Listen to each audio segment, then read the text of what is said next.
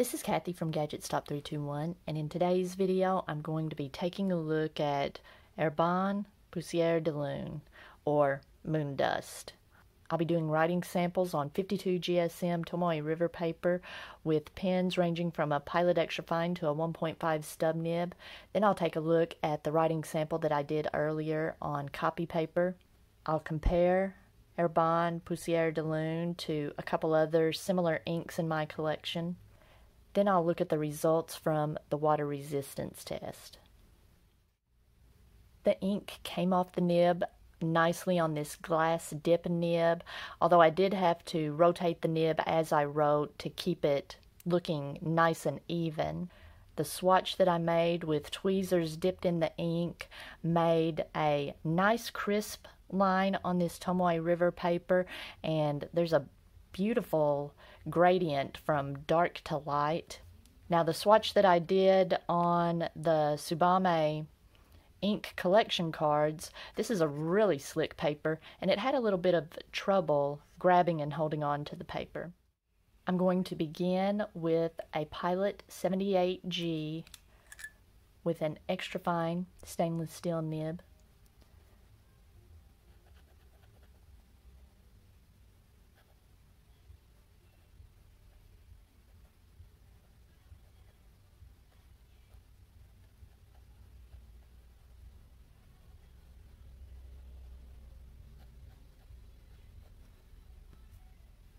The legibility is nice in this extra fine nib, but no surprises here. It feels pretty dry.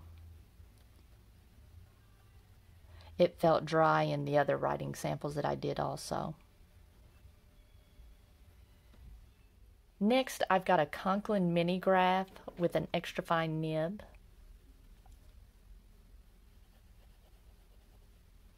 Okay, bit of a hard start there.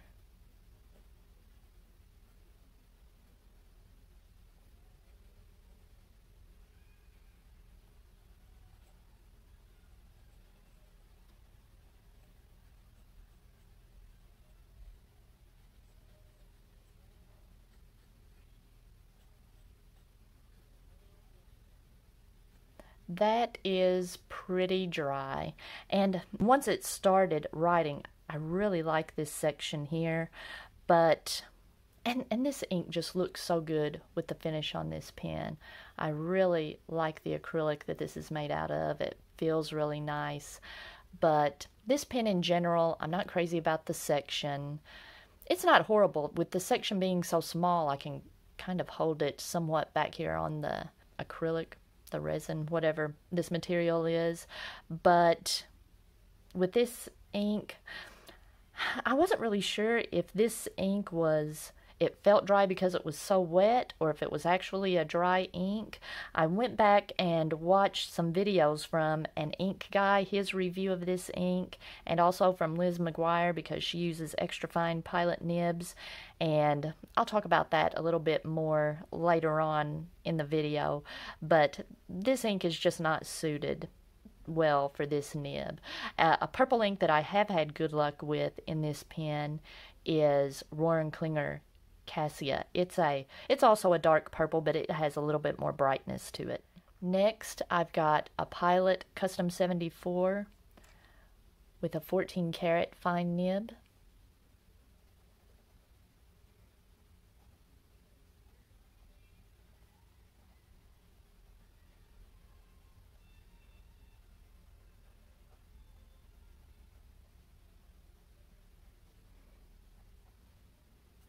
This feels very nice, especially on this Tomoe River paper, this nice smooth paper. This is smooth.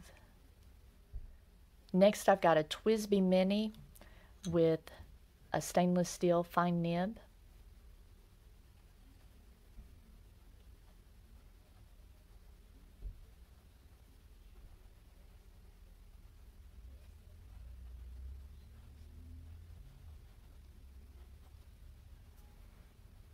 Alright, that is nice and smooth also. I was going to say it's not quite as wet as the Custom 74, but it is laying down a similar amount of ink. It's just this TWSBI Mini puts down, they're both fine nibs, but the TWSBI Mini puts down a slightly broader line than the Custom 74. The Custom 74 is a Japanese fine, so it's a little bit finer than the TWSBI fine, which I've heard that even though these are pens made in Asia, the nibs are German, so they run a little wider like most other Western nibs. And so you've got the same amount of ink, but it's being spread out over a wider line in the TWSBI. So the line it puts down looks just slightly lighter than it does in the Custom 74. Next, I've got a Pilot Stargazer with a 14 karat medium nib. Now this pen, I actually have the converter inked up. As I was doing the writing samples, I really enjoyed how this Pilot medium behaved with this ink, and I was wanting to write a letter, so I inked up the converter. The rest of the pens have been just dipped in ink.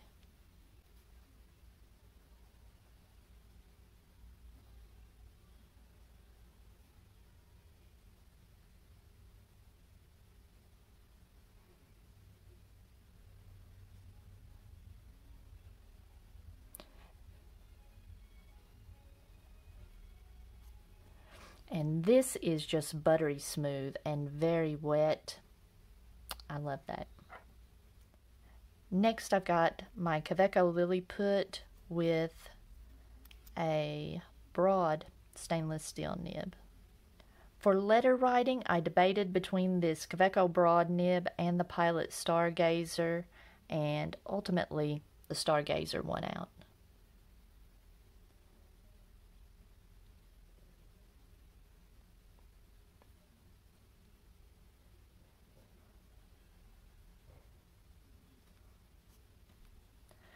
It just depends on what kind of look you want.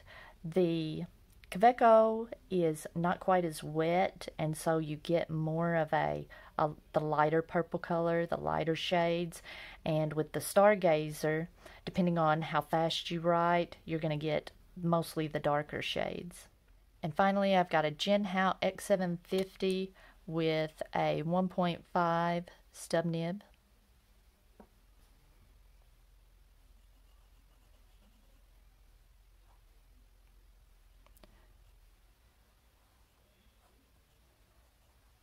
In the writing samples that I've done, I did writing samples on several different types of paper, and it's pretty consistent with all of them. I have trouble with the ink grabbing onto the paper with this nib. I really have to apply some pressure, which is unusual for this nib. This is usually a pretty wet, luxurious writer. While that dries, we can take a look at the writing sample that I did on copy paper. Now, I did not like this ink at all on this 24-pound copy paper. This is a thicker than normal copy paper. Usually I do these writing samples on 20-pound copy paper, but this is 24-pound, and ink doesn't usually bleed through as much, but you can see there's quite a bit of bleed through. As I watched the reviews that Adam from the channel and the Ink Guy and Liz McGuire did on her channel, they both said that this was a normal to a wet ink, and I agree.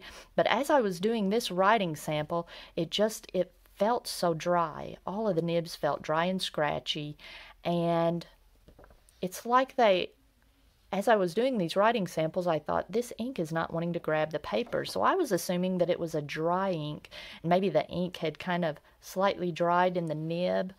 But as I see that it's bleeding through more than usual, I think what is actually happening is this absorbent copy paper is just sucking the ink out of the nib really quickly, and it'll suck the ink out, and then it'll take a little time for the feed to resaturate before it'll write the next letter, so you'll have some skipping.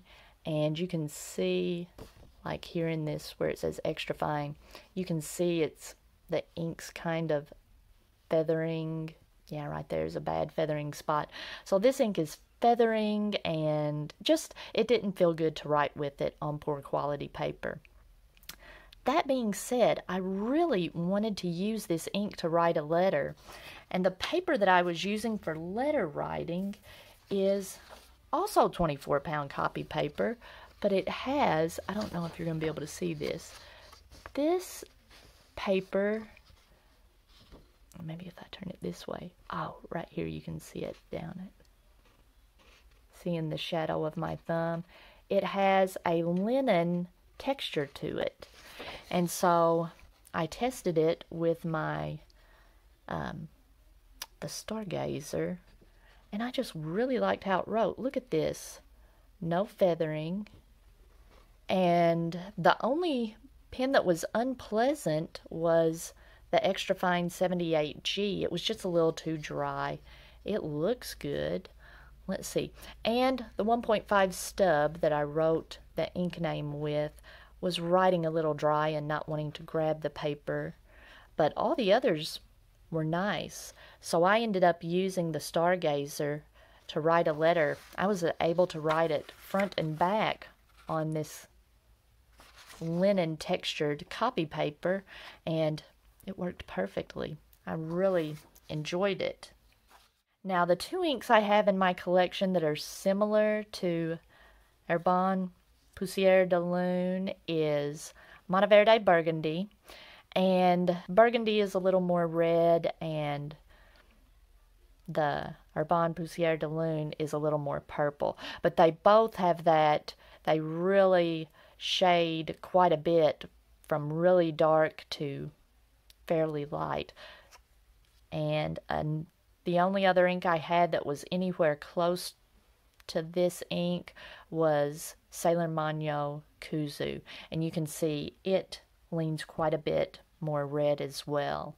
So maybe that's one of the things that really drew me to this ink. Instead of getting a sample, I went ahead, since it was one of the Herbin inks that comes in the 10 ml bottle, and it's fairly inexpensive. You're still paying, your price per ml might be higher than normal, but you're not spending much money for this little tiny bottle of ink. So I went ahead and got a bottle of it, and I'm glad I did. This is a unique ink in my collection, and I really just like that color. My water resistance test shows that this ink has no water resistance. Some of the purple stays behind, and you may be able to, if you use this ink to write notes and you have some kind of disaster where your notes get wet, you may be able to recover some of what you've written. I don't know. It would be difficult to. So, no water resistance. And on the Tomoe River paper, like I mentioned recently, you can see that it almost came through there on the swatch. There on the heavy part of the swatch, it looks like it's just almost about to come through. In the pens, though, it didn't do too bad. Usually, if I have an ink that bleeds through, usually it has a purple component to it. Purple inks, I find, tend to bleed more than others. All right, and these first two pens felt a little dry. I probably will never use this ink in those two, but the Custom 74 I really liked on this paper. Now, some of the other papers, more absorbent papers, I wasn't crazy about it. The TWSBI Mini did okay on some of the more absorbent papers. This Pilot Stargazer is pretty wet. I don't think I would enjoy using it on absorbent papers, but I do like this very much on these fountain pen friendly ink resistant papers. And I was kind of surprised. Originally, when I bought this little bottle of ink, I envisioned myself using the Quebeco broad nib, and it is nice looking if you want to see more of the shading, but I really like the Pilot Stargazer. And to be honest, it looks even better when I'm writing letters, because these are tiny little grids. These are, I think they're like 3.7 millimeters. So I'm writing really tiny. When I write bigger, like when I'm writing a letter, it looks even better. All right. If you found this video helpful, please give me a thumbs up. And if you'd like to see more videos like this, please subscribe to my channel.